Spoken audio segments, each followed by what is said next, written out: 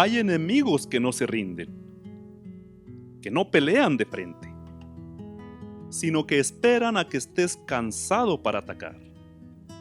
La Biblia, la Escritura, lo llama el espíritu de Amalek.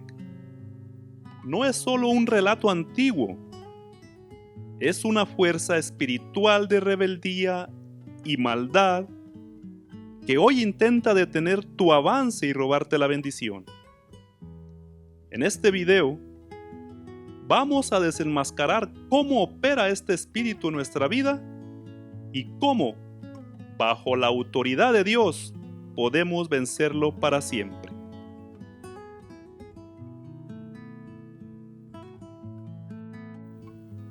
Muy bien, ahora vamos a leer la cita bíblica en el libro de Éxodo, capítulo 17, verso 15 y 16. Dice la escritura a la letra: Luego Moisés edificó un altar al que puso por nombre Jehová Nisi, diciendo: Por cuanto la mano de Amalek se levantó contra el trono de Jehová, Jehová estará en guerra con Amalek de generación en generación. Es la cita bíblica para el día de hoy, y a continuación nuestro hermano Sergio Cárdenas. Concepto de Dios, de que es malo. Y me dio la tarea de investigar un poquito acerca de por qué Dios toma unas decisiones, pero no porque Él quisiera que estas decisiones se llevaran a cabo, sino porque la misma gente manda a que esto suceda. Y vamos a hablar ahora acerca, por decir, les voy a hacer esta pregunta a ustedes. ¿Usted conoce el nombre de una nación a la cual Dios juró, a la única nación a la cual no se le mostró perdón? ¿Usted sabe cuál es esa nación, la única nación a la que Dios no le mostró su perdón? ¿Cuál? Bueno, a esa le mostró perdón, pero no quisieron aceptarlo. Vamos a estudiar un poquito acerca de los amalecitas, a los del rey de Amalek. Y vamos a ver quién fue Amalek, de dónde surgió Amalek, por qué Amalek tuvo ese espíritu, cuál fue el espíritu de Amalek. ¿Por qué? Porque muchos de nosotros podemos tener ese espíritu de Amalek. Y vamos a estudiar, dice, cuando dice el texto que se leyó de memoria, que dice aquí que Dios no le dice el 17, 16, dice el capítulo 17, verso 16, diciendo: por cuanto la mano de Jehová, diciendo, por cuanto la mano de Amalek se levantó contra el trono de Jehová, Jehová estará en guerra con Amalek de generación en generación. ¿Por qué iba a estar en guerra de generación en generación? Porque la mano de Amalek, ¿qué? ¿Se levantó contra quién? Contra el trono de Jehová, o sea que se rebeló contra Jehová. Hermanos, vamos a hacer una oración para que el Señor nos guíe a través de este estudio. Querido Padre Celestial, bendito y alabado sea su santo nombre.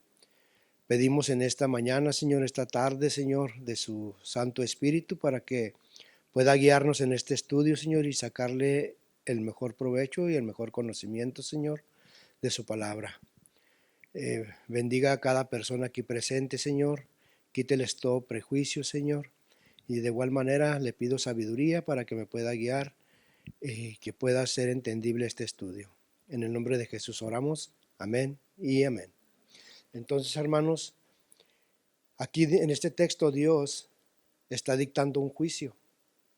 Dios está dictando un juicio contra Amalek, porque le está diciendo que de generación en generación tendrá guerra contra ellos.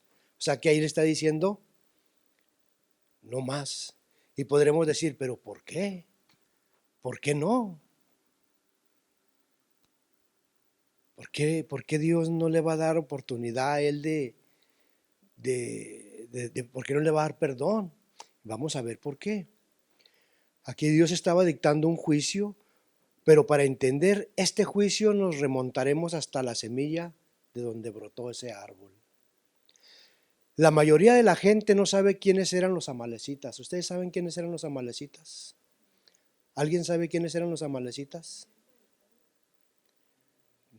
Descendientes de Saúl, ok.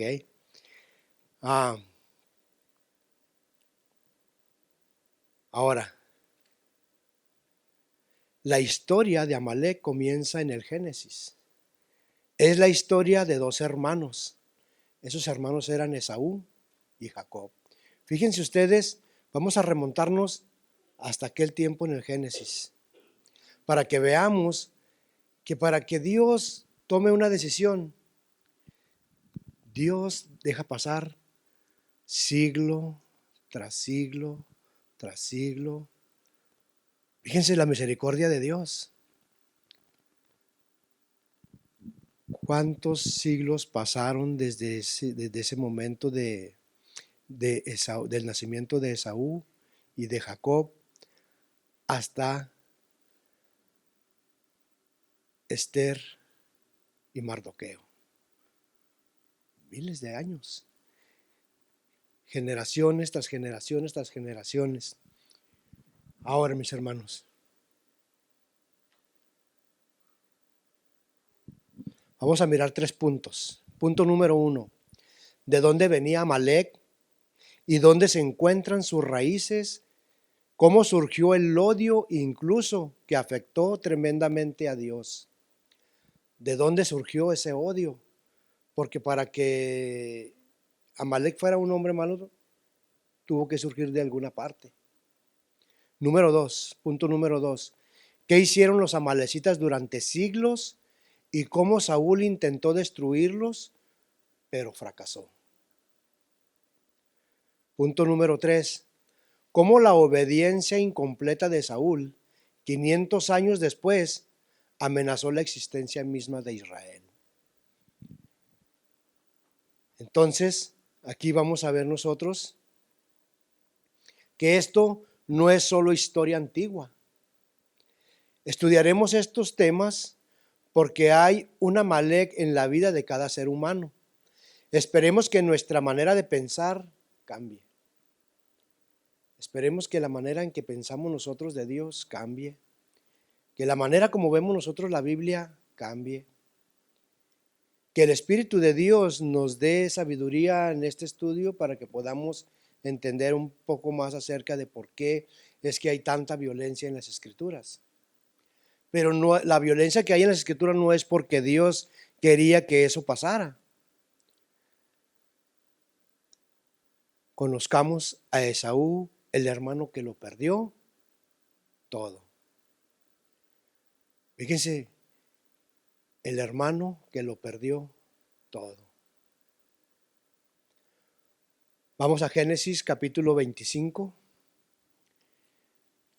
Ahora vamos a usar mucha lectura bíblica. Y vamos a ver desde el nacimiento de Jacob y de Esaú. 25, verso 19 en adelante. Dice de la siguiente manera: estos son los descendientes de Isaac, hijo de Abraham. Abraham engendró a Isaac. Isaac tenía 40 años cuando tomó por mujer a Rebeca, hija de Betuel, arameo, de Padán Aram, hermana de Labán, arameo. Isaac oró a Jehová por su mujer, Rebeca, que era estéril. Lo aceptó Jehová y Rebeca concibió. Pero como los hijos luchaban dentro de ella, Rebeca pensó: si es así, ¿para qué vivo yo? Y fue a consultar a Jehová, y Jehová le respondió: 2 naciones hay en tu seno, 2 pueblos divididos desde tus entrañas. Un pueblo será más fuerte que el otro pueblo, y el mayor servirá al menor. Ahora, Brinquémonos al verso 27, porque ahí ya crecieron ellos. Crecieron los niños, Esaú fue diestro en la casa, hombre del campo. Pero Jacob era hombre tranquilo, que habitaba en tiendas. Y amó Isaac a Esaú porque comía de su casa, pero Rebeca amaba a Jacob.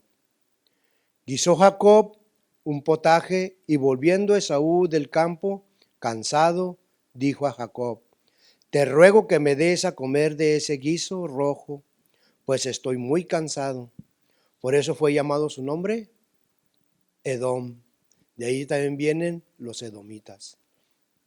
Ahora, Jacob respondió: véndeme en este día tu primogenitura. Entonces dijo Esaú, fíjense lo que dijo Esaú: me estoy muriendo. ¿Para qué pues me servirá la primogenitura? ¿Para qué? Dijo Jacob: júramelo en este día. Él se lo juró y vendió a Jacob su primogenitura. Entonces Jacob dio a Esaú pan y del guisado de las lentejas. Él comió y bebió, se levantó y se fue.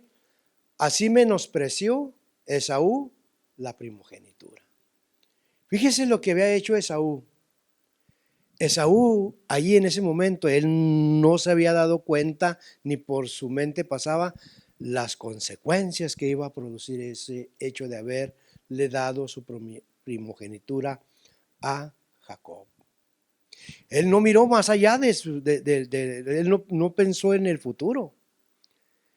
¿Cuántos de nosotros tomamos decisiones pensando en el momento? No pensamos en lo que va a ocasionar a futuro. Yo ahorita puedo tomar una decisión y decir, yo soy así, que al cabo que no pasa nada. ¿Para qué cambio, para qué conozco de Dios? Hermanos, va a pasar el tiempo. Una vez que pase el tiempo, vamos a ver las consecuencias de nuestras acciones. Por eso, cada decisión tiene consecuencias. Estas consecuencias se extendieron durante siglos. No fueron consecuencias cortas, fueron consecuencias durante siglos. Todo por un plato de lentejas. Las escrituras no dicen que Esaú era malo. Nunca las escrituras mencionan que Esaú fue malo. Simplemente, mis hermanos, Esaú vivía en el presente. Le importaba más el sufrimiento de hoy que la herencia del mañana. A nosotros nos preocupa más lo de hoy. Tengo que ir a trabajar hoy sábado porque necesito comprar comida porque no hay. Tengo que hacer esto el día de hoy porque hace falta. Pero no nos sentamos a decir, si el Señor está diciendo esto, que 6 días trabajarás y harás toda tu obra, mas el séptimo día es el día del Señor, que no hagas nada en él. Pero nosotros no nos sentamos a meditar. Bueno, es que no va a pasar nada. No va a pasar nada. No va a pasar nada. ¿Por qué decimos eso? Porque en el momento no pasa nada. Pero recuerdan los estudios anteriores, cuando Dios dice, cuando la gente dijo, yo te conozco, Señor, pero ¿qué dice el Señor? Pero yo a ti no te conozco. Entonces vamos a ver, hermanos, que esta mañana vamos a ver aquí que Esaú vivió en el presente y él nunca imaginó las consecuencias del futuro. Ahora, pero el verdadero dolor no había llegado ahí con Esaú cuando él le vendió la primogenitura. Sintió dolor porque tenía ¿qué? Hambre. Oiga, tanto así era esa hambre que dio su primogenitura a su hermano por un plato de lentejas. Ahora, leímos que era Esaú. ¿Cuál era su profesión? Cazador. ¿Cuál era la profesión de Jacob? Jacob era el cocinero. Jacob cocinaba. Jacob era un hombre tranquilo, un hombre que estaba ahí siempre al tanto ahí, pero estaba observando. Jacob era observador y así necesitamos de ser observadores. Observar qué acontece, observar qué es lo que Dios quiere que hagamos. Porque mire, el verdadero dolor llegó cuando Isaac bendijo a Jacob. Pero esto aconteció durante un engaño, podremos decir, pero es que Jacob engañó a Isaac para darle la bendición. Vayamos nosotros a Génesis 27, nomás denle vuelta a una hoja. Génesis 27 y en el verso 30 vamos a leer lo que dice ahí. Aconteció luego que Isaac acabó de bendecir a Jacob y apenas había salido Jacob de delante de su padre Isaac, que Esaú su hermano volvió de cazar. E hizo él también un guisado, lo trajo a su padre y le dijo: levántese mi padre y coma de la casa de su hijo, para que me bendiga. Entonces Isaac, su padre, le dijo: ¿quién eres tú? Y él le dijo: yo soy tu hijo Esaú, tu primogénito. Entonces se estremeció Isaac grandemente y dijo: ¿quién es el que vino aquí, que trajo casa y me dio y comí de todo antes que tú vinieras? Yo lo bendije y será bendito. Mire lo que pasó con Esaú. Cuando Esaú oyó las palabras de su padre, ¿qué hizo? Lanzó una muy grande y muy amarga exclamación y le dijo: bendíceme también a mí. Padre mío. Este le dijo: vino tu hermano con engaño y tomó tu bendición. Esaú respondió: bien llamaron su nombre Jacob, pues ya me ha suplantado 2 veces, se apoderó de mi primogenitura y ahora ha tomado mi bendición. ¿Jacob se apoderó de su primogenitura o él se la dio? ¿Se fijan que siempre nosotros tratamos de culpar al otro cuando nosotros somos los culpables? Pero siempre buscamos un culpable. Nunca soy yo. Nunca soy yo el que tiene la culpa. Siempre es el que está enfrente de mí, siempre es el que está allá, no soy yo. Y esto lo podemos ver a través de todas las escrituras. Cuando Eva se equivoca, ¿a quién le echa la culpa? A la serpiente. ¿Y Adán? A la mujer. Se fijan, siempre hemos buscado, pero nunca soy yo. Nunca. Ahora, aquí, hermanos, apenas comienza. Porque ustedes vieron ese grito que lanzó Esaú. Dice que fue muy grande. Y hubo mucha ¿qué? Amargura. Hubo amargura. Ahora, había 2 padres, el papá y la mamá. Uno amaba a uno y la otra amaba a otro. O sea que desde ahí, hermanos, ahí empieza a comenzar todo. Y queramos o no, digamos o no, todos hacemos eso mismo con nuestros hijos. Hay un hijo al que el papá le da más y a la que la mamá le da más. Y tenemos que poner mucho cuidado con eso. Porque nosotros podemos estar poniendo a nuestros hijos en contra. Podemos ser piedra de tropiezo para nuestros propios hijos. Mire lo que sigue diciendo. Este resentimiento no era solamente hacia un hermano, sino con todo el sistema que lo había perjudicado. O sea que había todo un sistema que lo había perjudicado. ¿Quién fue uno de los que perjudicó a Esaú ahí? La mamá. Porque la mamá estaba de parte de ¿quién? ¿Quién fue la que le dijo a Jacob que iba a haber una bendición? O sea que la mamá dijo, o sea, había 2 hermanos listos para recibir una bendición. Uno estaba listo para recibir la bendición que al otro se le iba a dar. Pero ¿qué dijo? Yo la quiero. Yo la quiero. Por eso, Y este resentimiento siguió extendiéndose hasta sus hijos y los hijos de sus hijos. Es importante que Esaú tuvo la oportunidad de arrepentirse. Dios no lo había abandonado. Esaú convirtió su dolor en ira en vez de arrepentimiento. ¿Cuántos de nosotros, hermanos, sinceramente, no nos hemos arrepentido de corazón? Guardamos resentimientos dentro de nosotros. Hay tantos resentimientos dentro de nosotros que no hemos podido abandonar.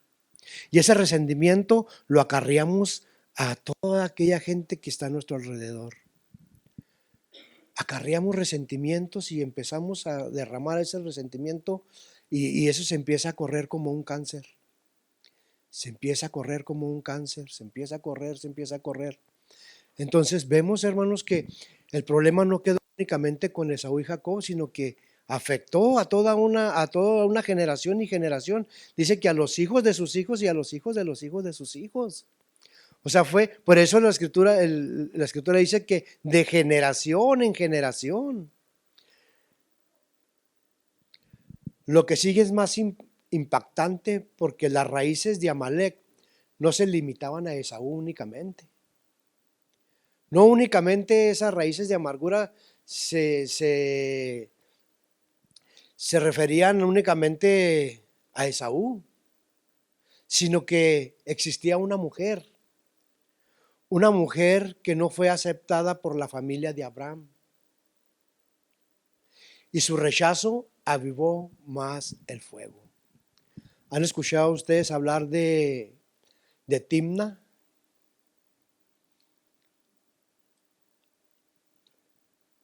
Es importante conocer las escrituras.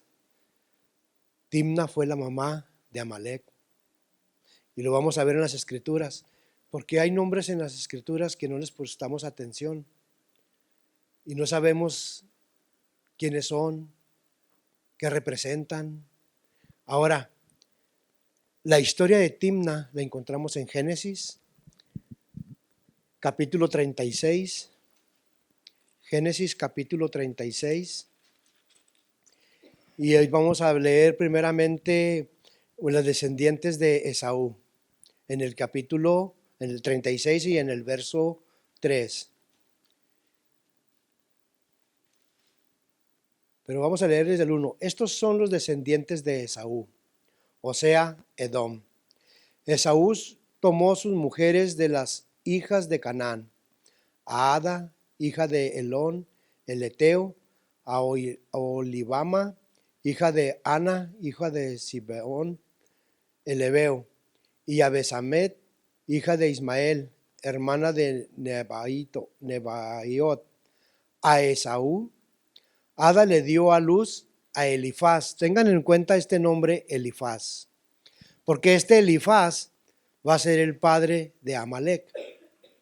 Elifaz, ahora vamos allí al verso 9, al verso 10.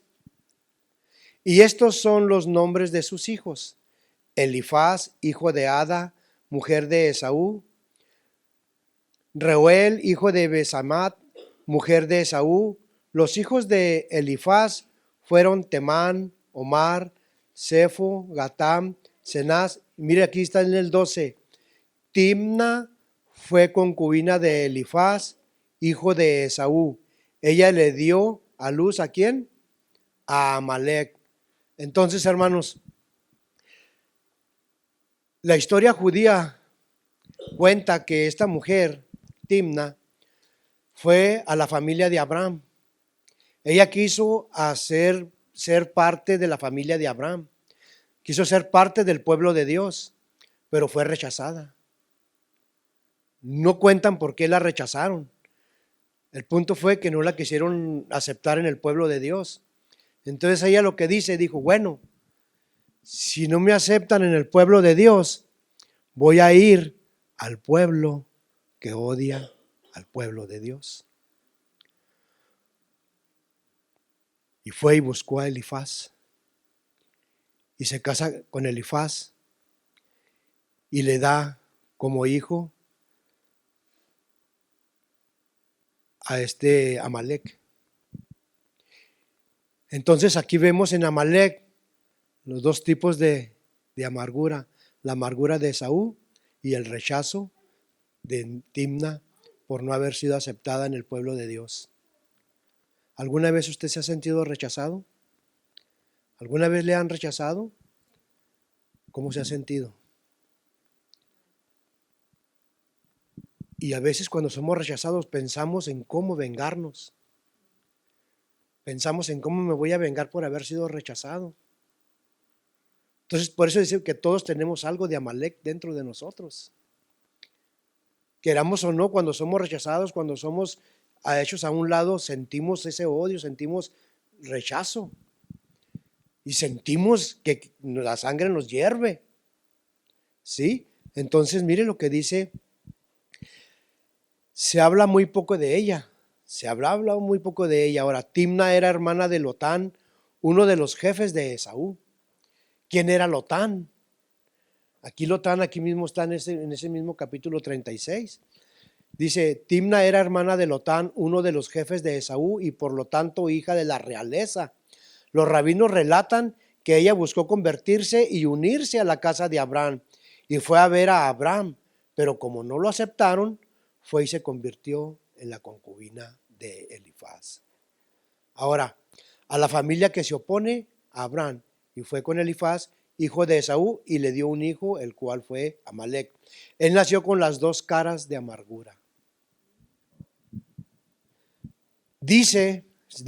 Cuentan, que cada noche él de pequeño escuchaba ese odio hacia el pueblo de Israel.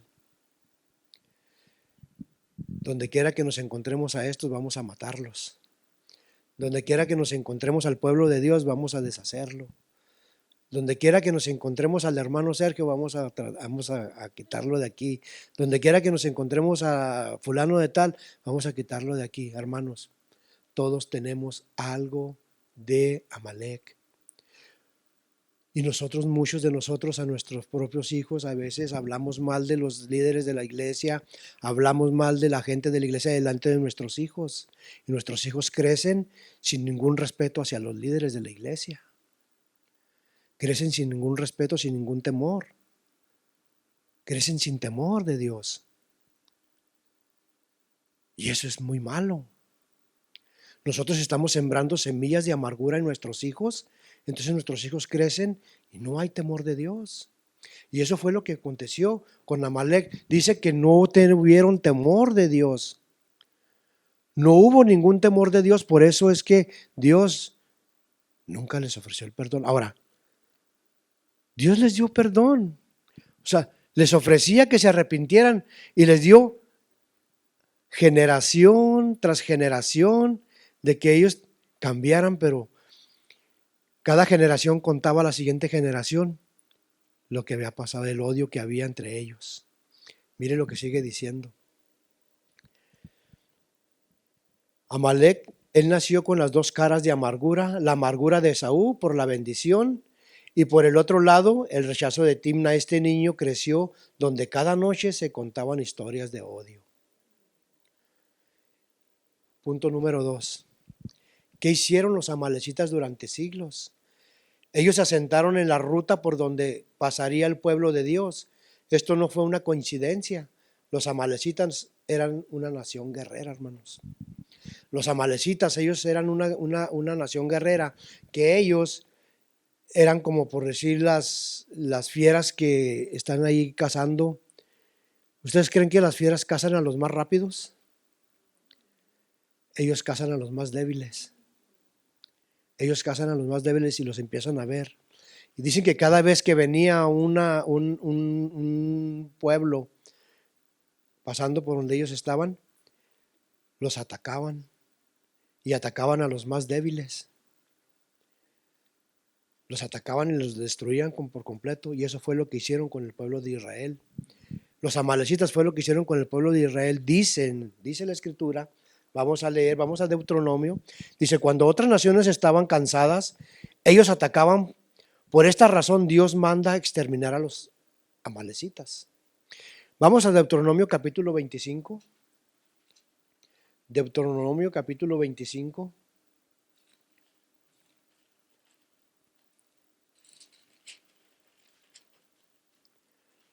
En el verso 17 y 19, mire lo que dice aquí.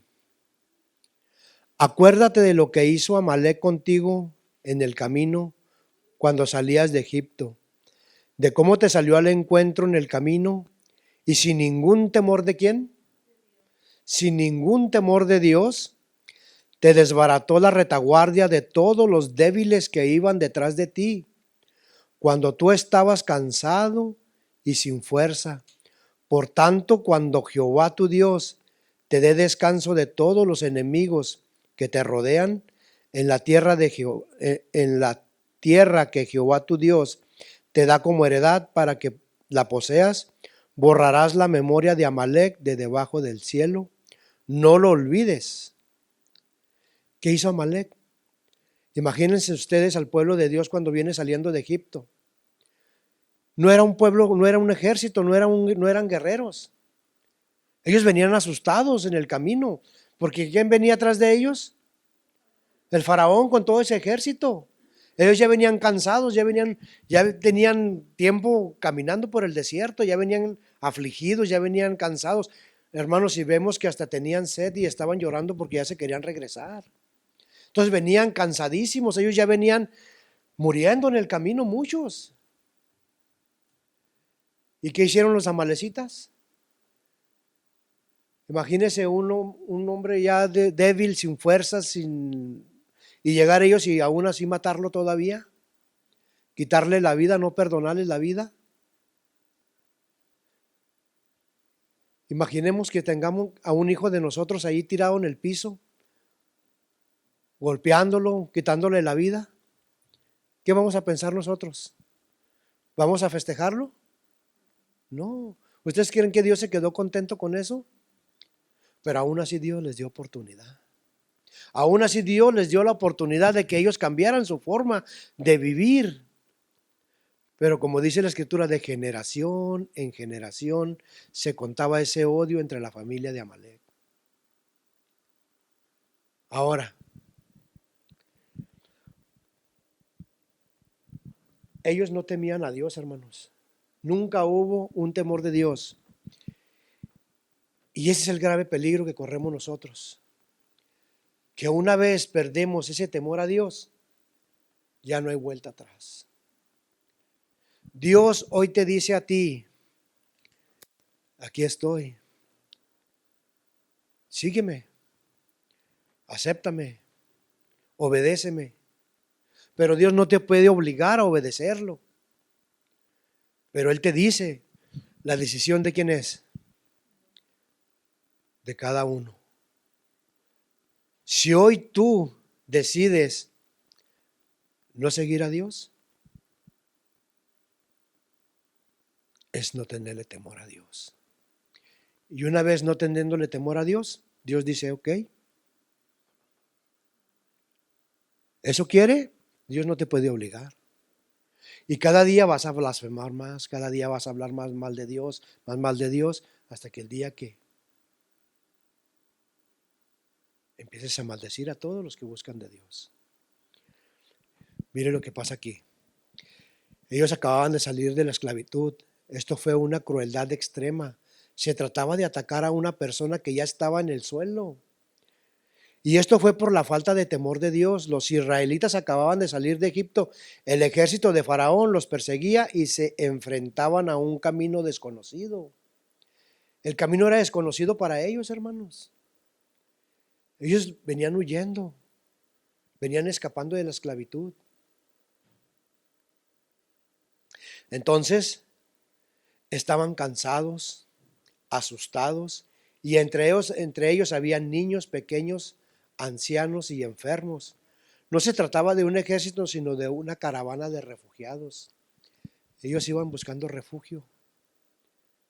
Iban buscando refugio. Aún así,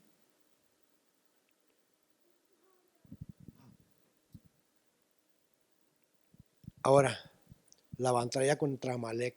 Vayamos a Éxodo 17, 8 al 14. Éxodo 17.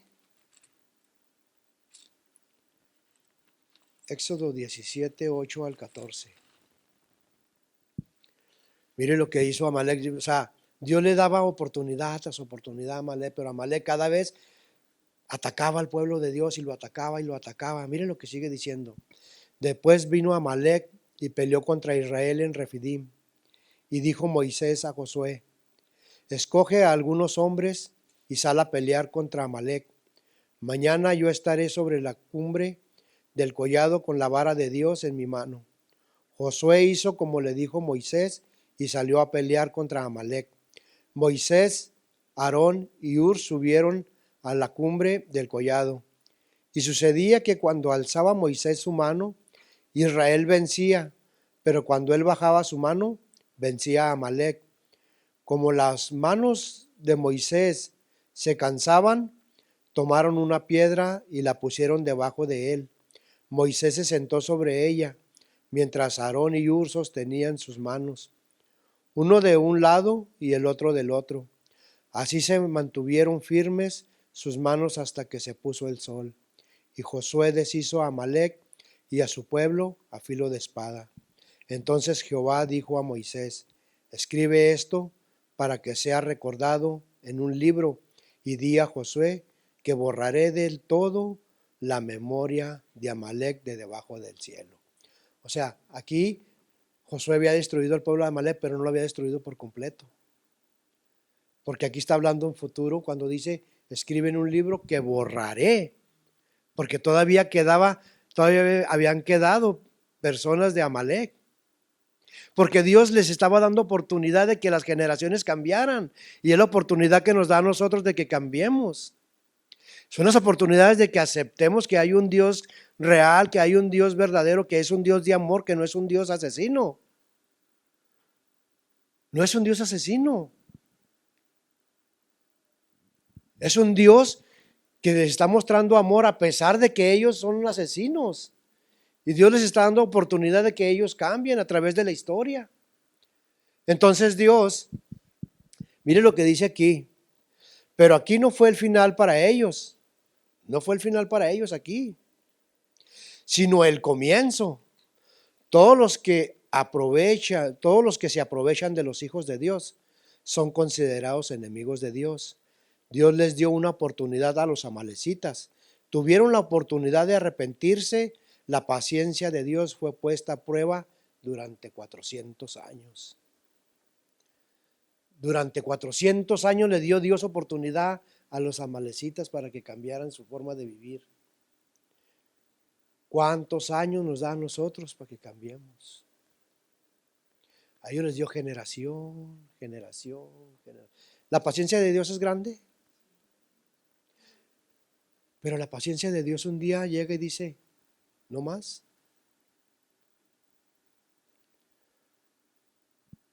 Ahora, lo que te acontezca, ¿va a ser porque Dios quiso o porque tú lo quisiste? Porque uno toma sus propias decisiones y Dios no te puede obligar a nada. Ahora, ¿qué hicieron durante esos 400 años? Vamos a ver qué hicieron durante esos 400 años. ¿Qué hicieron los amalecitas durante 400 años? Vayamos a Jueces capítulo 6, verso 1 al 6. En el libro de los Jueces, mis hermanos, allí hay muchas cosas que acontecieron muy malas. Jueces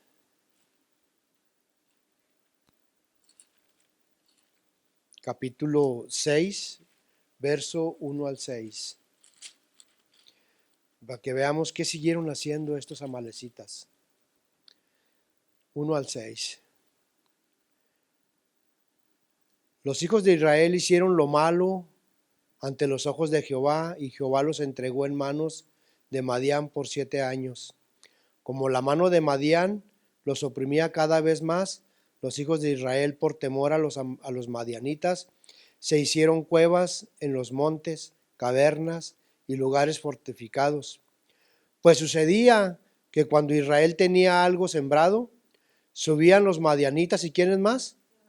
Y amalecitas y los hijos del oriente contra ellos, subían y los atacaban, acampaban frente a ellos y destruían ¿qué? Los frutos de la tierra hasta llegar a Gaza. No dejaban que comer en Israel ni ovejas, ni bueyes, ni asnos. Con sus tiendas y sus ganados subían como una inmensa nube de langostas. Ellos y sus camellos eran innumerables y venían a la tierra para devastarla. De este modo se empobrecía Israel en gran manera por causa de Madián, y los hijos de Israel clamaron a Jehová. Entonces, el pueblo también se portaba como hizo lo malo ante los ojos de Dios. A veces nosotros hacemos lo malo ante los ojos de Dios y Dios permite que a nosotros nos ocurran cosas. No es que Dios quiera que nos pasen cosas a nosotros, es que Él permite, porque nosotros es lo que pedimos. Es que Él pone delante de nosotros todo. Él dice, yo pongo delante de ti la vida y la muerte. Yo pongo la bendición y la maldición. Pero Él no dice, te la doy. No, ahí están, tú escoge. O sea, nosotros tenemos el derecho de escoger qué queremos. Pero Dios no es el culpable. El culpable es el hombre, es el ser humano. Pero el gran engaño del enemigo de Dios es que siempre ha querido hacer ver a Dios como el malo. Desde un principio ha querido hacer sentir a Dios que Él es el malo. Y hay tanta gente en el mundo apartándose de Dios por esa causa.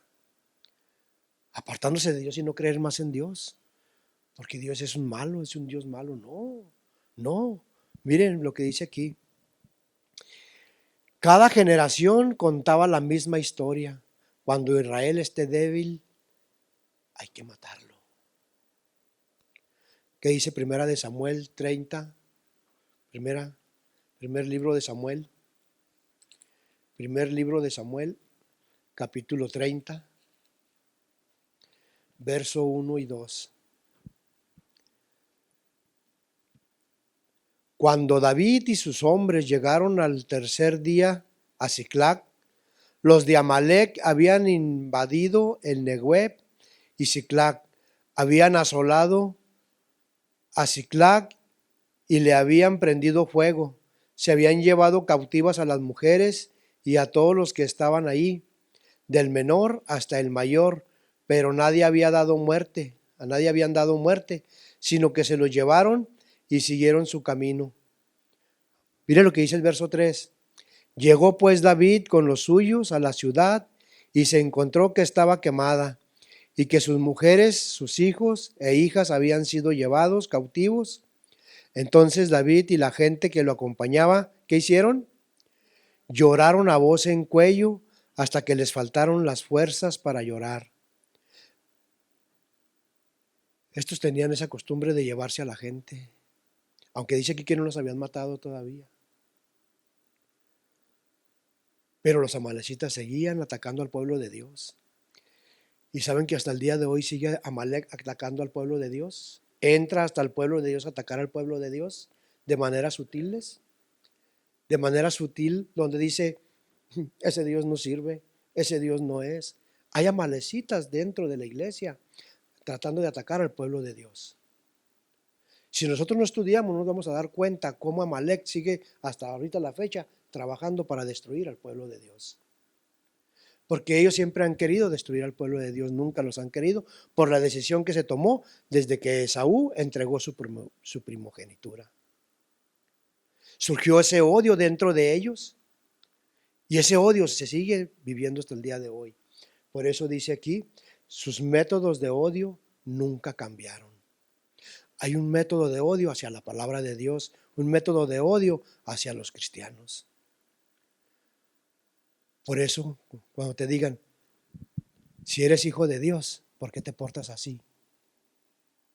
Hermanos, somos hijos de Dios, a veces nos equivocamos, sí. Pero no porque te equivoques digas que no eres hijo de Dios. Nos vamos a equivocar. Pero el enemigo lo que quiere es que tú te sientas mal y que digas, no, pues tienes razón, ¿para qué voy a seguir? No, Amalec sigue trabajando, señalándote, diciéndote, pues no que eres hijo de Dios, mira cómo te equivocas, mira cómo hablas, mira cómo dices. Hay un Amalec atacándote en tu vida. Pero no te rindas, no te rindas. Levanta las manos como las levantó Moisés. Necesitamos levantar nuestras manos en En momentos de rendición, Moisés cuando levantaba sus manos, él se estaba rindiendo a Dios, él estaba dejando que Dios trabajara por él. Pero nosotros, ¿cuándo dejamos trabajar a Dios? ¿Cuándo nos humillamos? Hermano, no es por nada, pero cuando hay alabanzas, ¿cuándo levantamos las manos? Nos da vergüenza. Nos da vergüenza levantar las manos y decirle, Señor, en alabanza, en rendición me rindo a ti. Hermano, no te dé vergüenza de rendirte ante Dios en sus alabanzas. Cuando tú le ofreces una alabanza a Dios, estás rindiéndote a Él. Deja que Él pelee tus batallas. Deja que Él luche por ti. Mira lo que sigue diciendo. Sus métodos de odio nunca cambiaron, hermanos. Punto número 3. Surge la pregunta: ¿a quién eligió Dios para poner fin a este problema? Dios levantó a una persona para que de una vez por todas pusiera fin a esa generación, a ese hombre llamado Amalek, a esas generaciones. ¿Saben a quién levantó? Al rey Saúl. Levanta al rey Saúl y dice, eligió Dios, dice, ¿a quién eligió Dios para poner fin a este problema? Esta persona fue el primer rey de Israel, el rey Saúl. Dios llama a Saúl para que sea el rey de Israel, para que pueda terminar la promesa de eliminar por completo a los amalecitas. Prueba número 1. Vamos a ver la primera prueba que le puso Dios a Saúl para probar su fidelidad y para ver si él iba a cumplir lo que Dios le había pedido. Porque Dios a veces, hermano, nos pide a nosotros que hagamos cosas. Y prueba nuestra fidelidad a ver si la hacemos. Vamos a ver cuál fue la primera prueba que le puso Dios a Saúl. Eso lo encontramos en Primera de Samuel, capítulo 13. Primera de Samuel, capítulo 13. Primera de Samuel 13. Primera de Samuel 13, 8. Oh, aquí está. El 8. Espero. Recuerdan ustedes que Samuel le dijo a Saúl que iba a esperar, que esperara 7 días para ofrecer el sacrificio. Él se tenía que esperar, porque él no podía ofrecer el sacrificio. El único que podía ofrecer el sacrificio, ¿quién era? Samuel, el profeta. Pero miren lo que hizo Saúl. Esperó 7 días conforme al plazo que Samuel había fijado. Pero Samuel no llegaba a Gilgal y el pueblo se desbandaba. Entonces dijo Saúl, traerme el holocausto y las ofrendas de paz, y ofreció el holocausto. ¿Le tocaba hacerlo a él? ¿Por qué lo hizo? Pero mire, hermanos, por eso nosotros como pueblo necesitamos ser pacientes. A veces nosotros podemos ser piedras de tropiezo para los líderes, para los pastores, porque a veces los pastores van a decir lo mismo que dijo Saúl. Si no les damos lo que piden, se nos van a ir. Si no dejamos que hagan lo que ellos quieren, se nos van a ir. ¿Y con qué nos vamos a quedar? Miren lo que dice, lo que sigue diciendo el verso 10. Cuando él acababa de ofrecer el holocausto, ¿vio a quién? A Samuel que venía, y Saúl salió a su encuentro para saludarlo. Samuel, dijo, ¿qué has hecho? Saúl respondió, porque vi que el pueblo se desbandaba y que tú no venías dentro del plazo señalado, mientras los filisteos estaban ya concentrados en Micmax. Me dije, ahora descenderán los filisteos contra mí a Gilgal, y yo no he implorado el favor de Jehová. Así que me vi forzado a ofrecer el holocausto. Entonces Samuel dijo a Saúl, locamente has actuado. Si hubieras guardado el mandamiento que Jehová tu Dios te había ordenado, Jehová habría confirmado tu reino sobre Israel para siempre. Pero ahora tu reino no será duradero. Jehová se ha buscado un hombre conforme a su corazón, al cual ha designado para que sea príncipe sobre su pueblo, por cuanto tú no has guardado lo que Jehová te mandó. ¿Cuántos de nosotros hacemos lo que nosotros creemos que está bien, no lo que Dios dice que hay que hacer? Es que yo voy a hacer esto porque así yo no lastimo a fulano, así yo no lastimo a fulana. No. Si Dios te dice, proclama, si Dios te dice, habla, di. Hermanos, esto no es fácil, hermanos. Llevar al pueblo de Dios en una dirección correcta no es fácil. Mismo Saúl lo vivió en carne propia. Él dijo, es que el pueblo. Lo mismo dijo Aarón, es que el pueblo. ¿Se fijan que siempre buscamos culpables?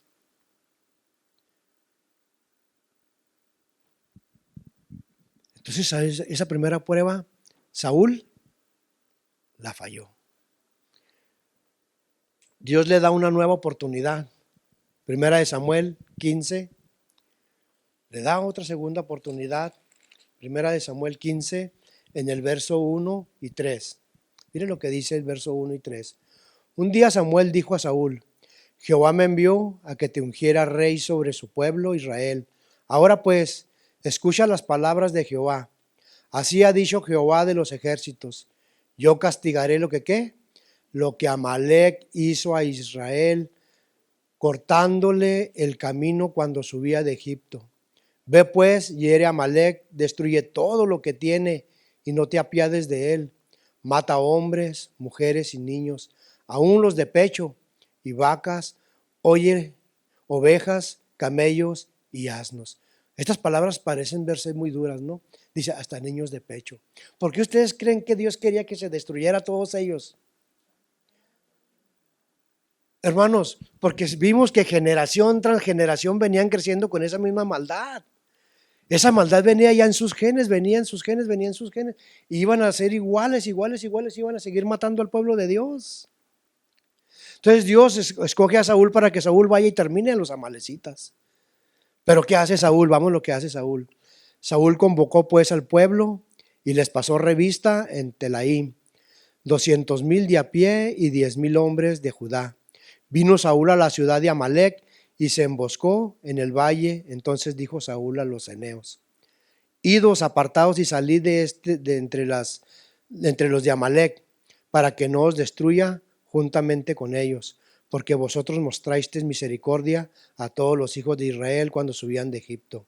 Ahora dice el verso, vamos hasta el 8. Y Saúl derrotó a los amalecitas desde Ávila hasta llegar a Sur, que está al oriente de Egipto. ¿Qué hizo Saúl? Capturó vivo a Agag, rey de Amalec, y a todo el pueblo lo mató a filo de espada. Pero Saúl y el pueblo perdonaron a Agag y a lo mejor de las ovejas, del ganado mayor, de los animales engordados, de los carneros y de todo lo bueno. Y no lo quisieron destruir, pero destruyeron todo lo que era vil y despreciable. Miren lo que pasa.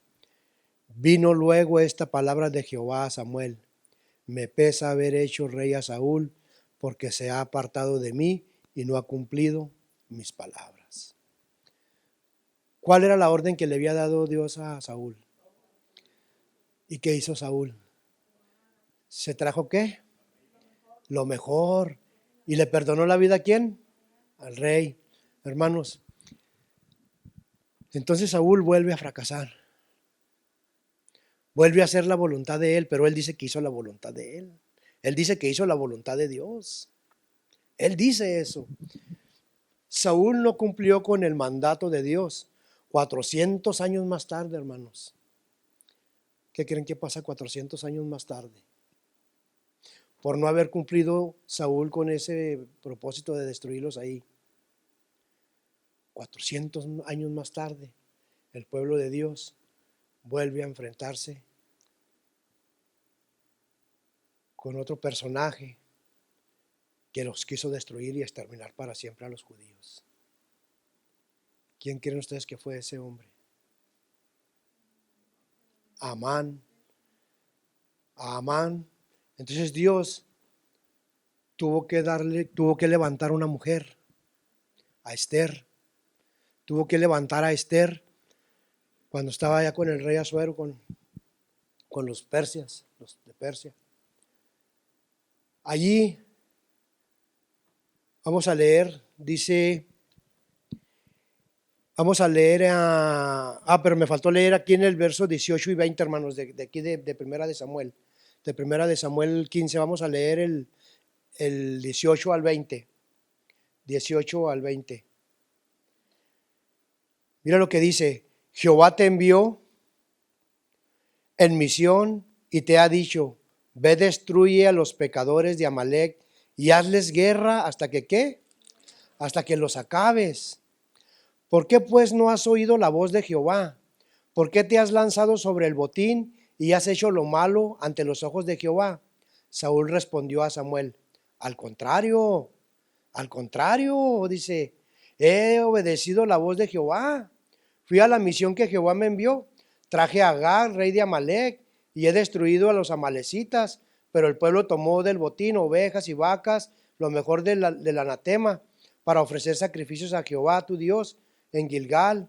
Entonces Samuel dijo: ¿acaso se complace Jehová tanto en los holocaustos y sacrificios como en la obediencia? ¿En qué se complacía más? En la obediencia, hermanos, no en los sacrificios. Entonces Dios pide obediencia. Dios pide obediencia. ¿Vieron ustedes las palabras de los propios labios de Saúl que él dijo? No, al contrario, si yo lo obedecí, yo hice lo que él me dijo. Y él mismo está relatando, hermanos, una vez apartado de nosotros el Espíritu de Dios, ya no vamos a reaccionar, no vamos a pensar, no vamos a ver las cosas de Dios bien. Vamos a verlas como Saúl. Pues al contrario, yo estoy haciendo lo mejor para Dios. ¿Que no me ves aquí parado? ¿Que no me ves como predico?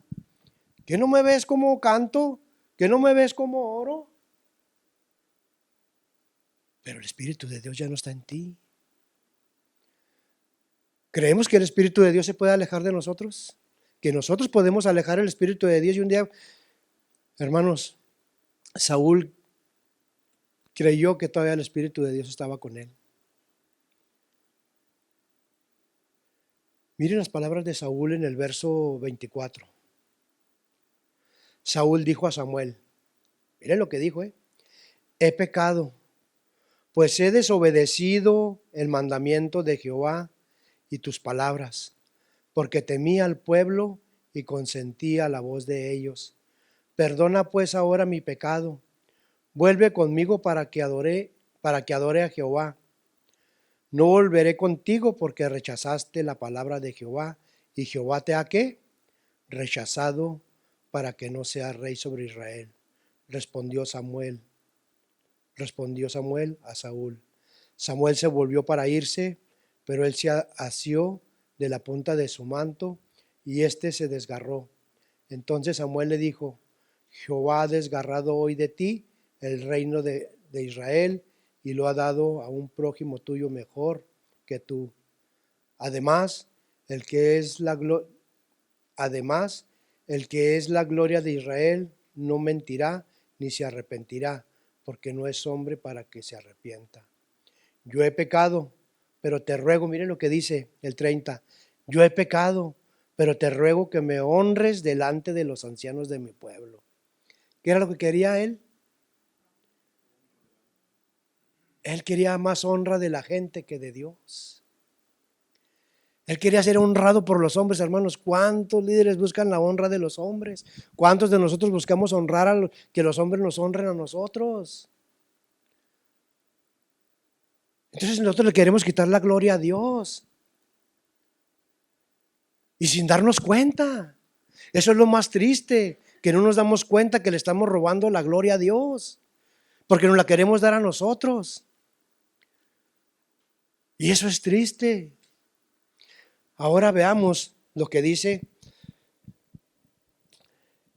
Ahora, Saúl no cumplió con el mandato de Dios. 400 años más tarde los judíos se enfrentan nuevamente el peligro de ser exterminados por Amán. La conspiración de Amán para destruir a los judíos la encontramos en Esther, capítulo 3. Vayamos al libro de Esther, capítulo 3, verso 1. Miren lo que dice aquí. Amán trama la destrucción de los judíos. ¿Por qué Amán? O sea, ¿se fijan las consecuencias de no obedecer a Dios? O sea,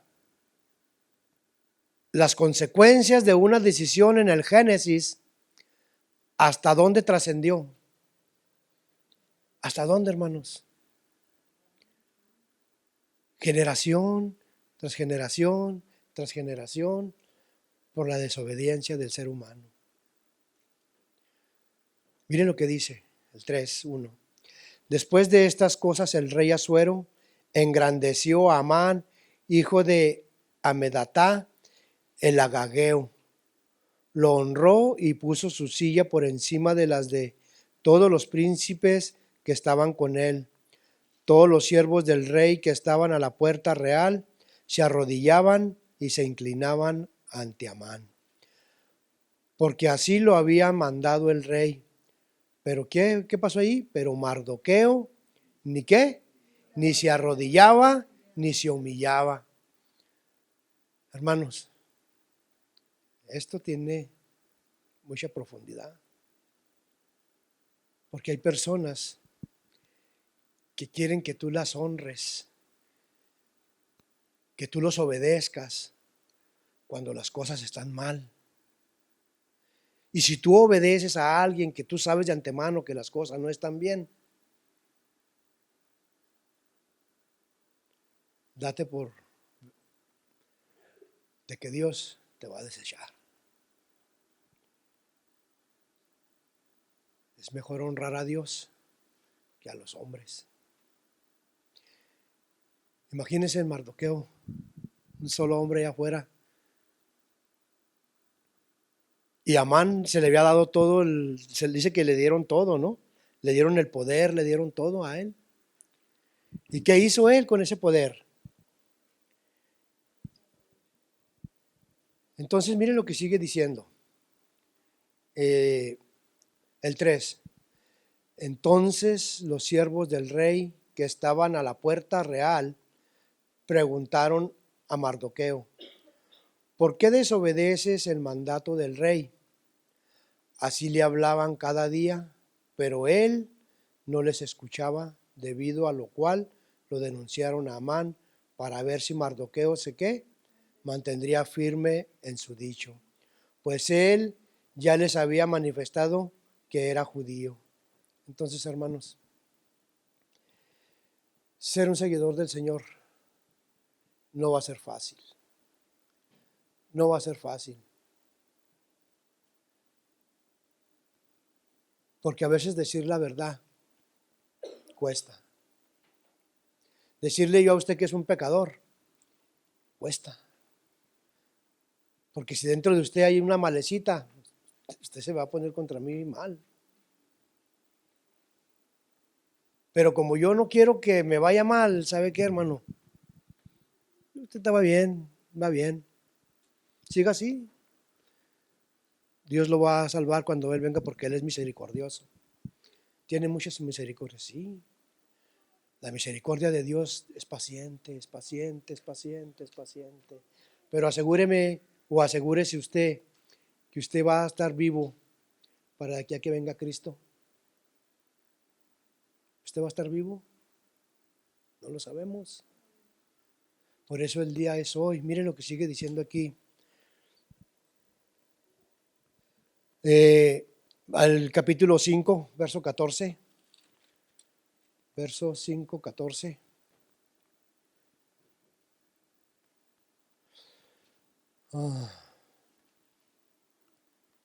Entonces Ceres, su mujer y todos sus amigos le dijeron: hagan una horca de 50 codos de altura y mañana di al rey que cuelguen ¿a quién?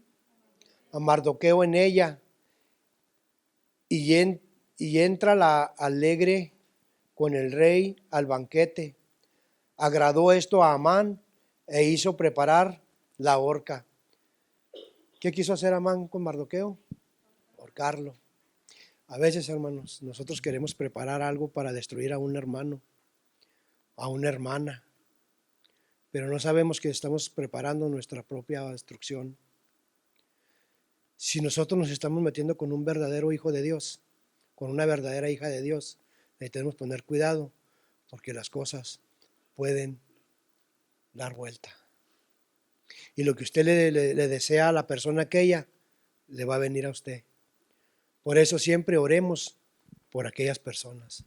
Oremos por todas las personas. Hagamos el bien, hermanos. A veces hacer el bien, mire, a veces las cosas se pueden malinterpretar. Usted por hacer el bien, ¿sabe qué van a hacer? Hasta quererlo golpear.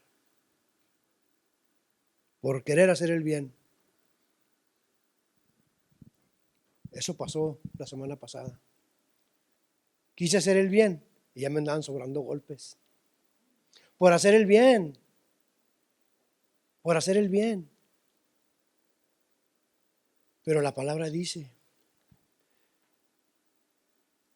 que si a Jesús lo persiguieron, a ti también te van a perseguir. Si a Jesús lo odiaron, a ti también te van a odiar. Así que seguir a Jesús, a Dios, no va a ser fácil. Si te han dicho que es fácil, te han engañado.